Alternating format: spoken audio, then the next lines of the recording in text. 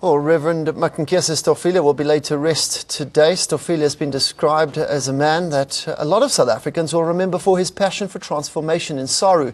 He'll be laid to rest at Fort Hare University in Alice in the Eastern Cape. Let's go now live to the Eastern Cape. Lungani Mguni is our reporter on the ground there. Lungani, good morning to you. You're outside Stoff's house, as he was fondly known. Who's all there?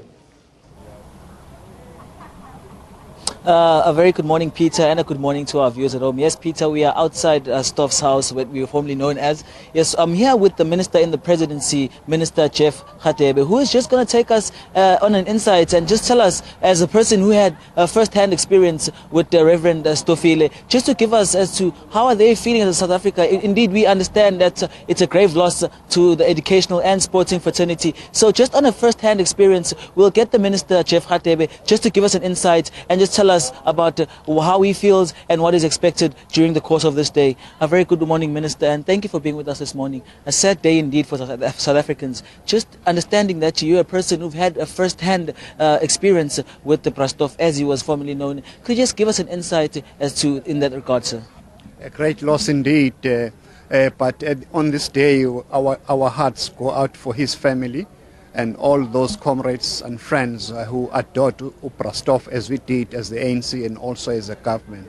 I first met Stoff in the early 90s, but his reputation always preceded him. He was always known as an outstanding anti-apartheid activist, especially within the sporting fraternity. You'll recall that in the 80s, he was one of those who were at the forefront of mobilizing the international community to boycott South African sport, especially rugby.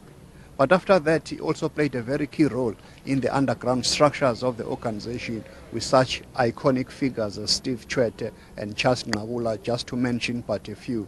But he will be remembered mostly for his role also in fortifying our constitutional democracy in our country. As you know, he also played a key role as the chief whip of the ANC and also as the premier of this province, Eastern Cape, and later as the Minister of Sports and Recreation, and later as our ambassador to Germany. He also played a very key role when we were hosting the 2010 World Cup.